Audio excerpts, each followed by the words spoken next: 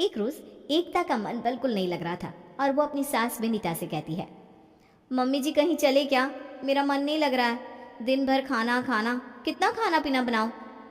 विनीता कुछ नहीं कहती, बस चुप सी बैठी अपना मोबाइल चलाती रहती है।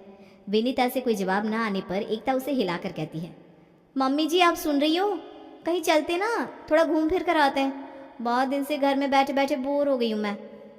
ठीक है चलो। तो मैं जाकर रेडी हो जाती हूँ। एकता और विनीता घर से निकलती हैं। पूरे रास्ते पर विनीता एक शब्द नहीं बोलती। एकता का मन चिड़चिड़ा जाता है, मन ही मन वो सोचने लगती है, बेकार में ही आई इनके साथ, इन लोगों के मुंह में तो ताला लगा है, इससे अच्छा तो मैं घर में ही रहती। एकता का खून जलने लगता है। फिर दोनों सास बहू रेस्टोरेंट में जाती हैं। मैं डोसा खाऊंगी, बहू तो अपना देख ले। विनीता डोसा ऑर्डर करके फिर से मुंह कान बंद करके अपने फ़ोन में लग जाती है। एकता भी अपना खाना ऑर्डर करती है और दोनों चुपचाप से खाना खाते हैं। एकता मन में सोचती है, लगता है किसी की मैयत में खा रहे, चारों तरफ सन्नाटा और मुंह झुकाकर बस खाना खाओ। पैसे भी लग गए और खाने का स्वाद भी नहीं आ रहा। अब तो कान पकड़ती हूँ, किसी काम वाली के साथ चली जाऊंगी, लेकिन इन लोगों के साथ कहीं नहीं जाऊंगी। खा पीकर दोनों सास बहू घर वापस चली जाती हैं। एकता अपनी माँ को फ़ोन करके कहती है, क्या मम्मी, कैसे घर में तुमने मेरी शादी करा दी, इससे अच्छा तो मैं कुंवारी रहती, अकेले मन नहीं लगता, और ये लोग हैं कि कुछ बोलते ही नहीं। मुझे ना बहुत तेज़ गुस्सा आ रहा है मम्मी। बेटा मैंने तो सोचा कम बोलने वाला परिवार है, तुझे ज़्यादा दिक्कत नहीं होगी, बहस नहीं करेंगे ये लोग। अरे मम्मी इस तरह तो नहीं रह सकती मैं मायके आ रही हूँ। अरे बेटा ऐसा मत करना, शादी के बाद ससुराल ही बेटी का घर होता है। तो एक काम क्यों नहीं करती, अपने देवर की शादी करवा दे, फिर दोनों देवरानी जिठानी अपने मन का करना, हम उम्र की कोई आ जाएगी तो अच्छा रहेगा। अरे हाँ ये सही कहा, आज ही मैं सबको बोलती हूँ और लड़की अपनी पसंद से लाऊंगी। अपनी माँ से बात करके एकता को थोड़ी शांति मिलती है और रात को जब सब खाने के टेबल पर बैठे थे तब एकता कहती है, मम्मी जी अब हमें रवि की शादी करवा देनी चाहिए, मैं तो सोच रही हूँ इसी लगन में शादी हो जाए तो ठीक रहेगा। हाँ कल से ही लड़के देखना शुरू करता हूँ। मैं भी अपनी देवरानी को देखने चलूंगी। ठीक है बहू। सब रवि के लिए लड़की देखने लगते हैं। सुरेश जितनी भी लड़की पसंद करता है सब उसके परिवार के लोगों की तरह ही गूंगी बहरी रहती है। तब एकता कहती है, पापा जी ये लड़कियां तो मुझे ठीक नहीं लग रही हैं, मेरी नज़र में ना एक लड़की है, उसे एक बार देख ले क्या। ठीक है तुम्हारी पसंद भी देख लेता है। एकता अपनी पसंद से लड़की देखने लगती है। फिर उसकी एक दोस्त उसे ईशा के बारे में बताती है और कहती है, यार ईशा में ना सब कुछ बहुत अच्छा है, बस एक ही दिक्कत है उसमें कि बहुत बोलती है, आदमी ना उसकी बकबक से थक जाए। अरे कोई नहीं यार, मुझे तो बोलने वाली लड़की ही चाहिए, गूंगे तो है ही सब मेरे घर में। एकता ईशा के बारे में सबको घर में बता देती है और सब ईशा को देखने उसके घर जाते हैं। ईशा बहुत सुंदर थी, जिसके कारण सब उसके लिए एक बार में ही हाँ कर देते हैं। ईशा और रवि का रिश्ता पक्का हो जाता है। रिश्ता पक्का होने के बाद एकता सुकून की सांस लेती है। भगवान ने कम से कम मेरी सुनी तो, नहीं तो मुझे तो लगा था मैं ऐसे ही मर जाऊंगी। ईशा और रवि की शादी महीने भर बाद हो जाती है और ईशा बहू बनकर विनीता के घर चली आती है। एकता की खुशी का ठिकाना अलग ही लेवल का था। तिवरानी जी इस कलश को लात मारकर घर के अंदर आ जाओ। भाभी किसका लात मारना है? अरे इस लोटे को, मुझे थोड़ी ना मारोगी। भाभी वो मैं रिश्तेदार के घर गई थी और वहाँ भी ना यही रस्म नई बहू से करवाई जा रही थी, उसके कलश में भी चावल था, वो भी गोविंद भोग। ये बासमती लग रहे हैं ना? वैसे किस पैर से मारना है, दाया या बाया? बाया पैर। तुमने जब देखा है फिर भी तुम्हें पता नहीं है? और कलश में चावल भरने की रस्म में ये नहीं लिखा कि कौन से चावल भरने हैं? हाँ लेकिन भाभी मैंने कहीं पढ़ा तो नहीं है, फिर भी पूछ लिया आपसे, नॉलेज होना ज़रूरी है ना। एकता बहुत खुश थी कि कोई तो उसके साथ बात करने वाला आ गया है ईशा के बारे में बिना जाने। अरे हाँ पूछ सकती हो। चलो अब तुम्हारे सारे सवाल पूरे हो गए हो तो अंदर आ जाओ। ईशा लोटे को लात मारकर अंदर आती है और आराम से जाकर बैठ जाती है। एकता उसके पास जाकर कहती है, ईशा यहाँ नहीं बैठना है, तुम अपने कमरे में जाकर आराम करो। अब रुक जाओ ना भाभी, मेरे पैर जवाब दे रहे हैं, मुझे थोड़ी देर बैठने दो ना आप। अच्छा ठीक है बैठ जाओ। भाभी आप भी बैठो ना 10 मिनट, अपनी ट्रेनिंग अच्छी होनी चाहिए तब ना जाकर हमारी बनेगी। एकता बैठ जाती है और ईशा 5 मिनट में ही उसका माथा खा जाती है। भाभी एसी नहीं है क्या यहाँ पर? बहुत गर्मी हो रही है, आप पहले ना एसी लगवा लो, मुझे सारे नियम बता देना क्या क्या करना है। आपको पता है मेरे मायके में ना सब मेरी इतनी तारीफ करते थे कि पूछो मत, सबके मुंह पर बस ईशा ईशा रहता था। ईशा बहुत देर हो रही है, तुम भी जाकर आराम करो ना, कल तुम्हारी पहली रसोई है। भाभी खाना तो मैं ऐसा बनाती हूँ कि सब उंगलियां चाटते रह जाते हैं। एक बार मेरे घर में ना मेरे पापा के ऑफिस के कुछ लोग घर आए थे और मैंने जब खाना बनाया तो वो लोग खाते रह गए। इतनी तारीफ की कि पूछो मत। मैं तो 5 साल की उम्र से ही खाना बना रही हूँ। 5 मिनट में खाना यूँ बनाकर रख दूंगी। ईशा एकता को बोलने का मौका ही नहीं देती और उसका माथा पूरा चाट देती है। एकता मन ही मन बोलती है, नींद आ रही है मुझे और ये एक ही माथा चाट रही है। सब कुछ इसे अभी ही जानना है। एकता उठकर खड़ी हो जाती है और ईशा से कहती है, मैं चलती हूँ सोने, हाँ, गुड नाइट। एकता अपने कमरे में चली जाती है और इधर ईशा रवि के साथ अपने कमरे में और फिर से शुरू हो जाती है। रवि, ये खिड़की खुला क्यों रखे हो? बंद कर दूंगा अभी। यार हमेशा ना बंद ही रखना चाहिए। ये पर्दे कैसे लगा रखे? मुझे तो एक भी जरा पसंद नहीं आया। ठीक है, तुम आ गई हो ना तो खुद चेंज कर लेना। वैसे पर्दे कहाँ से लेते हो तुम लोग? ये खिड़की के लोहे में ना रंग कर दो, नहीं तो जंग लग जाएगा। हे भगवान, कैसे हैं यहाँ के लोग? सब मुझे अकेले ही करना होगा। मैं अकेले क्या क्या करूँगी? रवि कुछ नहीं कहता और मुंह पीछे करके सो जाता है। ईशा को इतना बोलने की आदत थी कि वो चुप ही नहीं रह सकती। कभी किसी से तो कभी किसी से बात करती रहती है। उस समय भी ईशा अपनी माँ को फ़ोन करके बात करने लगती है। 1 घंटा बात करने के बाद ईशा सो जाती है। अगले दिन ईशा सुबह एक अच्छी बहू की तरह उठकर नहा धोकर तैयार होती है और विनीता के पास जाकर कहती है, मम्मी जी खाने में क्या बनाऊं? अब मैं आ गई हूँ ना तो अब आप आराम करो पूरी तरह, मैं घर संभाल लूंगी। बहू, एकता तुझे सब बता देगी, हाँ? इतना बोलकर विनीता अपने कमरे में चली जाती है। ईशा, जो तुम्हें सबसे अच्छा बनाना आता है वही बना लो। भाभी, मम्मी जी लगता है कम बोलती है ना? अब क्या बताऊं ईशा, इस घर में मम्मी जी ही नहीं सभी कम बोलते हैं। मेरा तो मन ही नहीं करता किसी से बात करने का। दीदी मैं हूं ना, आदमी घर में एक दूसरे से बात नहीं करेगा तो कैसे चलेगा? कल हम दोनों ना मूवी चलते हैं। मजा आएगा। चलो अब तुम काम कर लो। भाभी वो तो मैं कर ही लूंगी। 5 साल की उम्र से खाना बना रही हूँ। सुबह 5 बजे से लेकर रात के 12 बजे तक मैं खाना बना सकती हूँ। मैंने तो स्विगो और जोमेटो में रजिस्टर भी करवा रखा है। अरे अच्छी बात है। ईशा नाश्ता बनाकर सबको परोसती है। खाना अच्छा बनाती हो तुम ईशा। थैंक यू जेठ जी। अच्छा है खाना। विनीता ईशा को नेक देती है।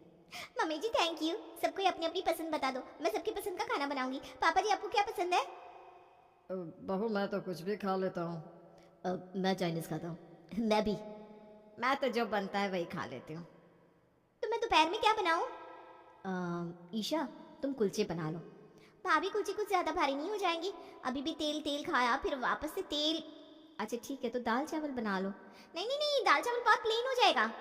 तो आलू के पराठे बना लो। आलू आलू आलू कितना खाएगा आदमी? तो चाउमीन मंचूरियन बना लो। नहीं भाभी, मेरी मम्मी कहती है ज़्यादा मैदे से पेट खराब हो जाता है। मैदे से मैं तो दूर ही रहती हूँ और सबको दूर रहना चाहिए। मेरे मायके में ना सब हेल्दी खाना खाते हैं। चना फुलाकर उसमें टमाटर प्याज काट कर खाते हैं। ईशा, यहाँ ये सब कोई नहीं खाने वाला। भाभी मैं ये बना नहीं रही हूँ, बस बता रही हूँ। मुझे जो बनाना है वो बोलोगे वही बना दूंगी। तुम दोपहर में दाल चावल और आलू की सब्जी बना लो। अरे मुझे क्या है, मैं तो बना दूंगी। ईशा पूरा दिन बोलती रहती है। इधर एकता अपना माथा पकड़ लेती है और कहती है, सोचा था देवरानी आएगी तो उसके साथ मस्ती मजाक करूंगी, लेकिन ये तो ऐसी है कि माथा दुख जाए। इसके साथ आदमी बात भी नहीं कर सकता। विनीता फोन पर अपनी बहन से बात कर रही थी। आ जाओ ना, कितने दिन से नहीं आई हो तुम? तभी ईशा वहां आकर कहती है, मम्मी जी किसको आने के लिए कह रहे हैं? अरे वो मेरी बहन है, बहुत दिनों से मिली नहीं हूँ तो सोचा उसे बुला लूँ। मम्मी जी मेरी भी मौसी थी, वो बहुत अच्छी और सुंदर थी, लेकिन क्या पता उसके ससुराल वाले ना बहुत बुरे थे। दिन भर बेचारी को परेशान करते रहते थे। लेकिन मेरी तरह ना वो एक मर्द पर रहने वाली औरत थी, इसलिए अपने पति को छोड़ने को तैयार नहीं थी। मुझे तो बचपन से ही सिखाया गया है, पति परमेश्वर है, ससुराल से बेटी की अर्थी ही जाती है। मेरी मौसी ना बेचारी अपनी सास को झेलते झेलते मर गई। अच्छा अच्छा। मम्मी जी फिर तो पूछो मत, हमने भी दहेज का केस कर दिया। ईशा चुप ही नहीं रहती है, बोलती रहती है बोलती रहती है। विनीता थक जाती है और वहां से उठकर चली जाती है। दिन बीतने लगते हैं। ईशा के बकबक से सब परेशान हो जाते हैं। एक रोज विनीता एकता से कहती है, एकता कल कुल देवी के मंदिर जाना है, तुम दोनों तैयार हो जाना। हम तीनों सुबह ही 5 बजे निकल जाएंगे। मम्मी जी कहाँ जाना है? मुझे पता तो होना चाहिए कि कहाँ है। कोई पूछे तो मैं बता सकूँ ना। तुम्हें जानने की जरूरत नहीं है, कभी तो मुंह बंद रखा करो, सब काम में तुमको बोलना रहता है। अगले दिन तीनों सास बहू बस में चढ़ जाती हैं और एक सीट में एकता और विनीता बैठ जाती हैं और अपने से 4 सीट आगे की सीट पर ईशा को बिठा देती हैं। भाभी मैं अकेली रहूंगी तो आप लोगों का मन कैसे लगेगा? अरे तुम हमारी चिंता मत करो, हम ठीक हैं। एकता ईशा को अलग बिठाकर चैन की सांस लेती है, लेकिन ईशा कहाँ शांत बैठने वाली थी। उससे तो बोलने की इतनी आदत होती है कि किसी से भी बात करना शुरू कर देती है। ईशा के बगल में एक औरत बैठी थी। ईशा उससे पूछती है, आप कहाँ जा रही हैं? जहाँ तक ये गाड़ी जाती है। ओह अच्छा, मैं भी ना वहीं जा रही हूँ। अच्छा, क्या आप मुझे वो खिड़की वाली सीट देंगी? मुझे ना बिना खिड़की की घुटन होती है, वॉमिटिंग। ठीक है, आ जाओ। ईशा आराम से विंडो सीट पर आ जाती है और सीट पीछे करके पैर आगे फैलाकर बैठ जाती है। अपने हाथ पीछे कर लेती है तो पीछे वाला आदमी कहता है, मैडम लग रहा है मुझे। भैया वो मुझे ना वॉमिटिंग का प्रॉब्लम है, थोड़ा पीछे हो जाओ ना। ईशा आराम से बस की सीट को सोफे की सीट समझकर फैल कर बैठ जाती है। ईशा के बगल में बैठी औरत मुंह बंद करके सोने लगती है, लेकिन ईशा उसे डिस्टर्ब करती है। अब सो क्यों रही है? कितना सुहाना मौसम है, मौसम का मजा लीजिए। बात करते करते ना रास्ता भी कट जाएगा और हमारी जान पहचान भी हो जाएगी। क्या कहती हैं? पता है मैं ना बस में पहली बार ट्रैवल कर रही हूँ, इससे अच्छा ना ट्रेन होता है, आराम से लेट जाओ। आप कुछ बोलिए ना। आप ही बोलिए। पूरा रास्ता ईशा उस औरत का माथा चाट जाती है। अति हो जाती है तो वो औरत बीच रास्ते में ही उतर जाती है। विनीता और एकता ये सब देखकर कहते हैं, एकता तुमने ही पसंद किया था इसे, अब पूरे घर को झेलना पड़ रहा है। मम्मी जी इसमें मेरी क्या गलती है? मुझे क्या पता था कि ये इतना बोलती है। थोड़ी देर बाद मंदिर आ जाता है और तीनों सास बहू पूजा करके रात तक घर लौट जाती है। जैसे ही वो तीनों घर पहुंचती है देखती है कि सुरेश की दूर की बहन सुरभि भी वहां आई हुई है। ननद को देखते ही विनीता का मुंह उतर जाता है और वो कहती है, दीदी कैसे आना हुआ? आपने बताया नहीं था। अब क्या अपने घर में आने से पहले बताना होगा मुझे? मेरे लिए चाय बनवाओ भाभी, और कुछ खाने में भी। विनीता धीरे से बहुओं को कहती है, बहुओं जल्दी से जाकर चाय खाना लेकर आओ इनके लिए। एक बार आ गई तो फिर ये नहीं जाती, परेशान हो जाएंगे अब हम सब। जी मम्मी जी अभी लाते हैं। एकता रसोई में चली जाती है और ईशा सुरभि से बात करने लगती है, बुआ जी अब आए हो तो आराम से 1 महीना रहकर जाना। हाँ तो मैं कौन सा अभी जा रही हूँ। वही ना बुआ जी। वैसे खाने में क्या बना दे? छोले पूरी। हाँ छोले ना फूले नहीं है बुआ जी, आलू की भी कोई सब्जी नहीं बन सकती, और प्याज तो हम बना नहीं सकते ना आज। तेल की खाने से आपकी सेहत खराब हो जाएगी रात को, चावल से सर्दी हो जाएगी ना। तब बताओ क्या बनाए? क्या बनाएगी? रहने दे, कल सुबह ही खा लूंगी। ईशा के कारण विनीता और एकता बच जाती हैं और आराम से सो जाती है। अगली सुबह फिर से सुरभि नाटक करने लगती है और ईशा अपनी बातों से उसे इतना दुखी कर देती है कि वो चिड़चिड़ाते हुए कहती है, मैं चली अपने घर, मुझ में ताकत नहीं है तुम्हारी बहू की बकवास सुनने की। कितना बोलती है, किसी को बोलने ही नहीं देती। कहाँ से पकड़ के लाई हो इसे भाभी? बुआ जी मैंने आपको बोलने से कब रोका? आपका घर है, बोलिए जो बोलना है। मैं तो थक गई हूँ, कल से आराम करूंगी। मैं चलती हूँ। बुआ जी ट्रेन से ना हाथ बाहर मत निकालिएगा, मैं भी चलती हूँ ना आपको छोड़ने। मेरी माँ ने कहा था ससुराल में सभी आदमियों से औरतों से अच्छे से व्यवहार करना। सुरभि वहाँ से 9-2-11 हो जाती है। उसके जाते ही विनीता चैन की सांस लेती है और कहती है, चलो ईशा कुछ तो काम आई, मैं तो इसे बेकार समझ रही थी। अगले दिन बहू विनीता एकता और ईशा से कहती है, कल तुम्हारी मौसी सास आने वाली है, बहुत समय से आई नहीं है ना वो। क्या मौसी जी आ रही हैं? ओह। एकता का मुंह बन जाता है। वो मन ही मन कहती है, एक बार आने के बाद मौसी जी जाने का नाम नहीं लेती, काम काम काम करते रहो, 1 मिनट बैठने नहीं देती। भाभी क्या हुआ, आपकी बोलती क्यों बंद हो गई मौसी जी के नाम से? कुछ नहीं, ऐसे ही मेरे सर में दर्द हो रहा है।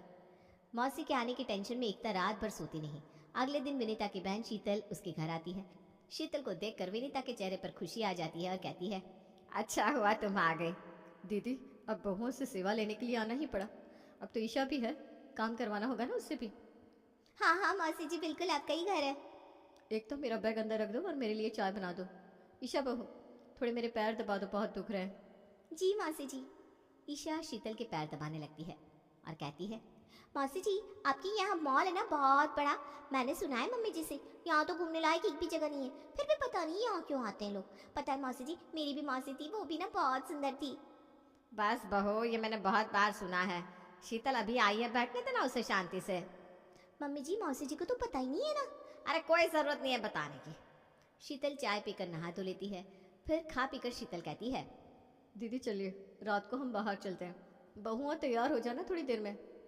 हाँ मैं क्या पहनूं मौसी जी, सूट या साड़ी समझ में नहीं आ रहा, अब जो कहोगी मैं वही पहनूंगी। मेरी माँ ने कहा है कि ससुराल ही मेरा घर है और यहाँ के लोग के हिसाब से ही मुझे रहना चाहिए। अरे बहू जो पहनना है पहन। सब घूमने जाते हैं। पूरे रास्ते ईशा शीतल का माथा चाट देती है। मूवी में भी ईशा बक बक करने लगती है और शीतल को मूवी देखने ही नहीं देती। मूवी से निकलकर शीतल कहती है, दीदी कैसे बहू लाई है जो जीने ही नहीं देती। मूवी का टिकट बर्बाद कर दिया मेरा। 1 मिनट भी मुझे मूवी नहीं देखने दी। एकता मेरा पर्स दे और घर में मेरे लिए कुछ खाने को बना दे जा। एकता मन ही मन सोचती है, ईशा थोड़ा और दिमाग का, ताकि मौसी जी भाग खड़ी हो, नहीं तो ये तो मेरा खून पी जाएगी। सब घर पहुंचते हैं और ईशा कहती है, मौसी जी क्या खाना है आपको, वही बनाएंगे हम। पनीर पराठा बना दो। है वो तो घर में नहीं है मौसी जी। अच्छा तो चाउमीन बना दो, साथ में मंचूरियन। अरे चाउमीन, उसका तो नाम लेना भी पाप है मौसी जी। आप मैदा ना बिल्कुल मत खाओ। एक तो आपकी उम्र है इतनी, पेट में जम गया तो हो गया। मैं ना आपको ये सब खाने नहीं दूंगी। आपको बस उबला हुआ खाना ही खाना चाहिए। मैं आपको चना बना कर देती हूँ। भाभी मौसी जी के लिए चना बना दो, प्याज और टमाटर डालकर। अभी लाती हूँ। चना देखकर शीतल से खाया ही नहीं जाता। वो कहती है, दीदी मैं चली अपने घर, तुम ही झेलो ऐसी बहू को। शीतल भाग खड़ी होती है और एकता कहती है, ईशा तो बहुत काम की चीज़ है। चाटती है तो क्या हुआ, लेकिन कुछ लोगों से बचाती भी है मुझे। चलो कम से कम इसके डर से कोई आएगा नहीं यहाँ।